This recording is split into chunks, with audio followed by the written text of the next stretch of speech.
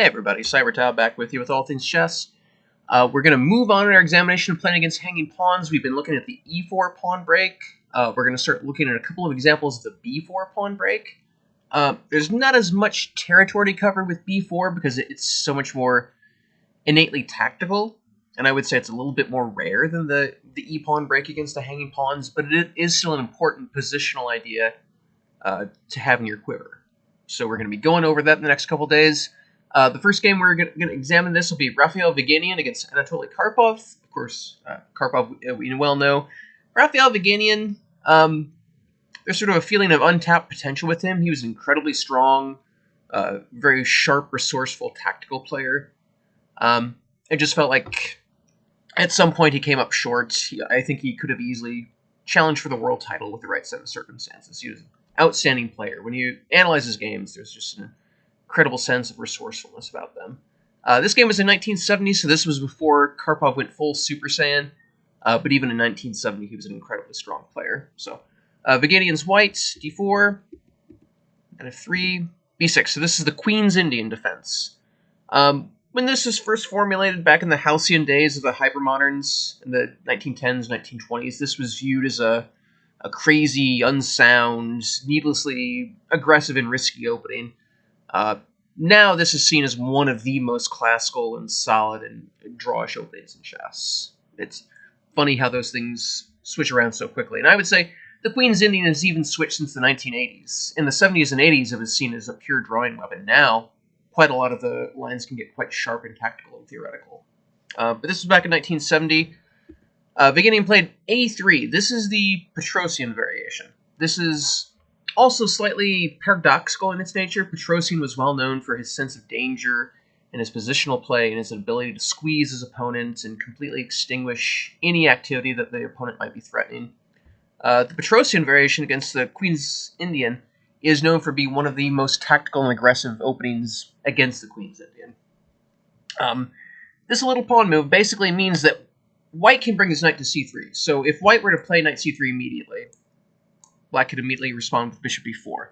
And this is still theory. This is a line of the Nimzo Indian. This is like a Nimzo Queen's Indian hybrid that's quite popular nowadays. But the idea of the Petrosian is that White plays a3 first, so he can bring his knight to its most aggressive post on c3 without having to worry about bishop b4. So in this way, a3 is involved in fighting for the center, because it allows White more influence over the square e4. Now the Petrosian variation, it's not nearly as popular as it was in the 70s and 80s. I think some of those positions have been resolved as pretty drawish. But at this time, the Petrosian variation was hot theory, especially in the 80s when Kasparov took it up. It was absolutely feared as an attacking weapon. So, bishop b7, as usual, this isn't the only option. Bishop a6 is a normal Queen's Indian device as well. It pressures the c-pawn to try to force a concession before dropping back to b7 to fight for the e4 square. So, one potential line. I don't want to turn this into a theory video, but this is one potential line that I would be perfectly happy with as Black. This is like a hedgehog, except the bishop is very active on c5, and it's virtually unheard of for Black to get so much influence over the d4 square in a hedgehog position like this. Black is very comfortable here, in my opinion. So bishop b7, it's more classical, but it's also a little bit more passive. Black doesn't get the same play as bishop a6. So knight c3, that's the point of a3. d5, this is the natural move. Just a quick aside, when I was doing research for this, bishop e7 is the second most played move in this line. It's been played, according to my database, almost a little bit over 2,500 times by grandmasters. This is just a bad move. This simply allows White to play d5 when both of Black's bishops are completely crushed on scope, and White's going to follow with e4 immediately afterwards. Black isn't losing by force, but he just has a deficit of space. Both his bishops are terrible. This is a bad position for Black. So it's surprising that bishop e7 has been played so many times from this position, since it's so passive, but d5 is completely correct. Bishop g5. Not the only move. The main modern line. I'll just get that quickly. And White establishes a strong central duo. This position has really been resolved, though. When you look at the the modern games, a lot of these resolve into draws. Black's going to gain even more time in the c-file, forcing the white queen to move. One of the revolutions in modern chess has been showing how this central duo really doesn't matter as much as we thought it did. That it's actually pretty hard to move these pawns forward without leaving concessions in their wake. And if those pawns just sit there, it's hard for white to really make progress at all. So bishop g5, it keeps a little bit more tension in the position, leads to a slightly different type of position. Bishop e7. This leads to a bit more of a Queen's Gambit decline position. So this is pretty similar to a Tartikover Queen's Gambit in terms of the position you might get. We're definitely heading towards the hanging pawns, because once again, this is the sort of position where black just has to play c5. That's his only pawn break. He needs to pursue it to get active central play to justify his structure. Castle. Bishop f4, not the only move. White could trade if he wants to. That said, black is perfectly fine.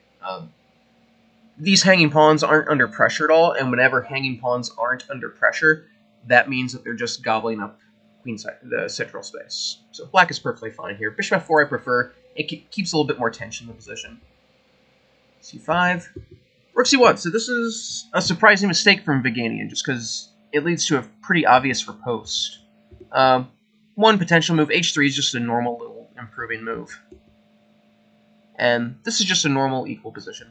I don't really see much for either side. But rook c1 is very surprising, because Karpov actually missed it. He plays a6, which... this is also a weakening move. It's quite un-Karpovian. The technical point they both miss, black should play knight c3 here. So it takes advantage of the fact that the rook on c1 no longer guards opponent a3. So if white takes back with the b-pawn, which is structurally what he wants, the a-pawn hangs, and black simply a pawn.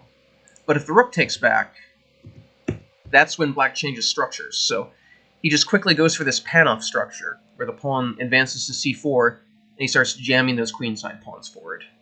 Black is a very serious initiative here. He's most certainly better, if not much better. So surprising that Karpov missed that, because the a3 pawn hanging, it's not exactly a hidden tactical point. Plus the fact that the move he chose, a6, is a weakening move. It just sort of weakens that whole central structure that he has set up. Queen c2, normal order is restored. This is the normal move for the position, creating pressure on the e4 outposts and the h7 pawn. f5 is one way to play it. I give a few other options. Just first off, notice that knight c3 is losing. White just has too much for the piece. He has 3 pawns, plus the black king is completely exposed. That's near decisive. If black plays this aggressively, this leads to a poor hanging pawn structure. And the cute key for white here is to play bxc3. Having a pawn break against the hanging pawns is often very important, so having the c4 pawn break is quite good. Best for black, f5 was played in the game. Probably this would be the best. This is just normal and modest, and it tries to limit white's advantage. And this is probably the best of black's options, but this is a fantastic position for white. He's got an ideal setup. His dark square bishop is quite active.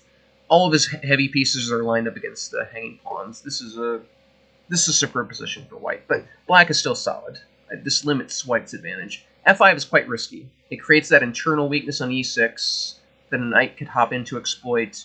It creates weaknesses on the a2 to g8 diagonal, leading to the king, which in some variations becomes important. So now that f5 has been played, white especially wants to open things up, so taking a c5 is correct. And white just finishes development. Again, this is something I stress in virtually every video, but when you play over the games of the greats, you notice how often they just simply finish development. It's really rare to go over a game of a great player and notice that they just have a couple of pieces sitting in the corner that they're not using. Just finish your mobilization, finish developments, and then see what's going on. That's virtually always the correct decision. Queen c8. This is putting black on the edge of disaster. This is misplacing the black queen for really no gain whatsoever. Bishop f6. This improves black's piece and it tries to create a hidey hole for black's queen that's a little bit more active. And this is very nice for white. I mean, the hanging pawns are coming under heavy pressure already, but black can still try to defend this. This isn't automatically winning for white by any stretch of the imagination. But queen c8 completely misplaces everything. So this is the sort of the key position, and I wanted to use this as an example for the b4 pawn break because I like using examples that aren't completely idealized. So often in like training books or opening books, the author will give like a completely idealized position where the idea that they're demonstrating just works in every single way possible.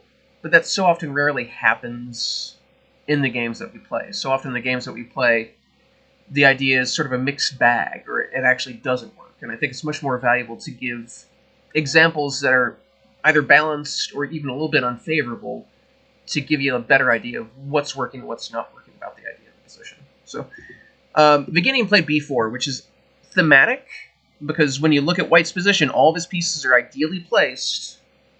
He's far ahead in mobilization. That's sort of the blinking mnemonic device to open up the position, whether it's by sacrifice or not.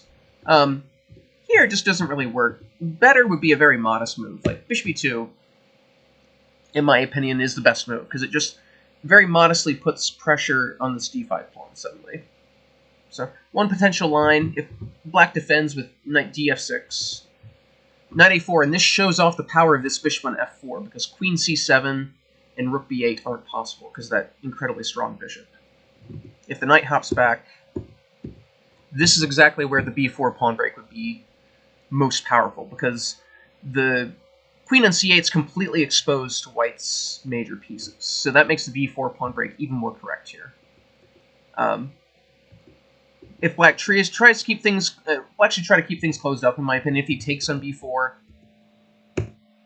knight d4, and white's pieces are just completely streaming in. This is where this is a perfectly this is an idealized version of the b4 pawn break, because now white's pieces are all taking advantage of the holes created by the b4 pawn break. The knights are just streaming into black's position. This is completely overwhelming. Knight e6 is threatened, followed by knight c7. But if black tries to keep things closed with c4, it's sort of like the e4 break we've been looking at, and that suddenly those hanging pawns are completely blockaded. They can't move at all. So knight d4, f3 to kick the knight back, and then knight c3. And this is just a perfect position for white. Now, these knights are perfectly placed. The major pieces are already lined up against those pawn weaknesses. White's threatening to take on d6 and take on f5. This is on the verge of collapse for black already. So the modest move of bishop e2, just simply increasing the pressure a little bit before the break, would be most appropriate. b4 immediately. The fact that black is able to trade a couple pieces off negates some of the value of the break.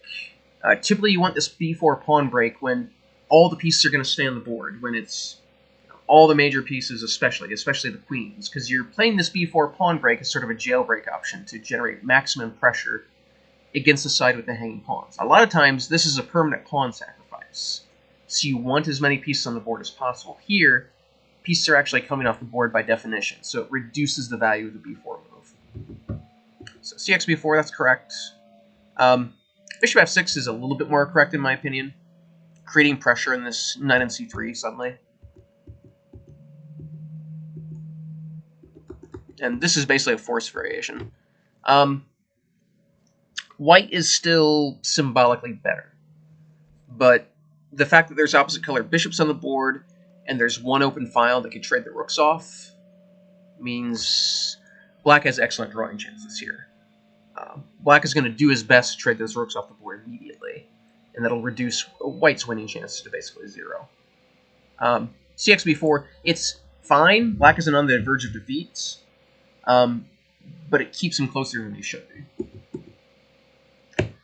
Knight a2. This is where white gives away the advantage. He still had a good chance of advantage with taking an e4, and then queen b2. This is very difficult to see over the board, though. It takes a lot of courage to allow an enemy pawn to come to f3 in front of your king. But white actually has a little bit of an initiative here, because the black queen is exposed. All of white's pieces are better than their black counterparts, and black has lots of pawn weaknesses to look after. So this would be slightly better for white, but over the board, it takes a lot of chutzpah to allow a pawn like f3 to suddenly appear on the board. So I don't really blame Vaganian for not going for this. Knight a2 looks normal. Bishop a3. This is the true mistake for black. Queen should just come off the board automatically, and this is dead equal. Black's up a pawn. That's the consequence of the b4 break. White has enough activity to either get the pawn back or maintain enough pressure to compensate for the pawn. But there's no queens on the board, and without the queens on the board, it's hard to achieve an attack of enough decisive proportion to really get that sort of decisive compensation. Whereas bishop a3, this fails tactically. Black should have just automatically gotten queens off the board without thinking. And then it's dead equal. But after bishop a3, Vaganian finds queen b1. And this simple tactical point is why bishop a3 fails. Suddenly, the value of b4 is completely in focus, because all of that black queen on c8 is completely exposed. This bishop on f4 is incredibly strong. All of white's pieces are suddenly working. And the fact that black is still behind so far in mobilization, the rooks are on f8 and a8. They're not doing anything to contribute to the fight that's suddenly exploding. White has a temporary advantage of material that he takes advantage of. Rook c1, knight ec5. This is the last mistake of the game, really. Knight ec5 is more solid. And this actually forces white to play for compensation, but he has more than enough compensation. Even in this position, white's down a full exchange, but the pressure that he's generating on the king side with those bishops is extraordinary. Rook xf5 is more or less forced. If black tries to hold on to the material, white's technically down a point, but his pieces are just so overwhelming. I mean, these knights are going to be hopping all over black suddenly. This is a winning initiative for white. But if black gives it back,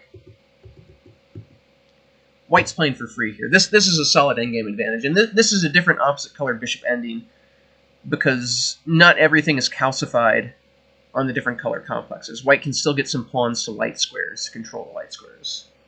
But here, black has 2 pawn weaknesses on a6 and d5. All of white's pieces are more active than their black counterparts. White's playing for 2 results here. This is a position that black will never win, and he will lose some percentage of the time. This would be a great position for white, but a knight dc5 just allows a direct win, more or less. So eliminates the guard of c5, and knight d4. So this is probably the position that Vaganian saw. If Karpov saw this position, he probably completely underestimated it, but the pin on the c file is completely decisive. There's just no way to break this without loss of material. Knight d5, knight b4, queen b7, there's just no way to break it. If bishop f7, bishop d6 forks. If bishop b7, you could fork again, or you could play knight b3. There's no way to face both of those threats. So Karpov tries some trickery. Of course, the queen can't take because of sorrow, but white just shifts over to d1. Queen a4, and trying for the same trickery. That would be checkmate. But this allows a direct finish from white. So rook d8, of course, if the rook takes, queen takes a4. But Karpov played king f7. This allows queen h5. And Karpov resigned here. This is either mate in 1 or mate in 2. With king e7, bishop g5 is a direct mate. And a king f6. That's also a direct mate. So Karpov resigned here. So really the key to the position that I want you to take away from is our examination of this b4 break. So the b4 break that we've looked at today and we're going to look at tomorrow, it's much more sacrificial than e4. It's more likely to be a permanent sacrifice, where the side playing against the hanging pawns actually needs to dig up compensation against it. Generally, what you want to be looking for are mnemonic devices like your major pieces being lined up directly with the hanging pawns. That would speak in favor of a b4 break. You want to look for squares that you'd want access to. So this knight, because this f5 move weakened the e6 square, that increases the value of the d4 square, because that gives the knight a path to go through d4 to e6. That's sort of another mnemonic device in favor of playing b4 for white. It's not optimal here, because it allows black to get some pieces off the board. So bishop f6 would allow a bunch of material to come off, material's even, but the b4 break is just traded pieces off. Whereas if white were just a little bit more patient, fish b2, this develops a little bit more pressure, and then this is truly an appropriate position for the b4 break, because no pieces are coming off the board, the major pieces are completely lined up against both those hanging pawns, the queen n8 is vulnerable, so black is going to be guaranteed to lose at least one tempo while defending this. This is truly an optimized position for a b4 sort of break here, even if it's a material loss. But as it stands, Vaganian played b4 when it was suboptimal. But again, whenever you play actively, you always put yourself in a position to gain a benefit of a mistake, because it's so much easier to play actively than defend passively. Here, black is in the role of defending passively, and even a great player like Karpov, he just immediately goes wrong. If he just traded here, he'd be perfectly fine. But he just immediately goes wrong, and Vaganian gets an overwhelming position more or less immediately after the b4 break. Playing actively, even if it's slightly suboptimal, it's rarely punished because it's so hard to defend. That's not me telling you to play unsoundly. That's me telling you to develop as much play as you can for yourself, and typically the benefits will come. So, excellent game from Vaganian. He was not fated to get so much success against Karpov after that, since after Karpov won the title in 1975, he basically dominated world chess until Kasparov came along in 1984 and 1985. But for now, this was a great game from Vaganian.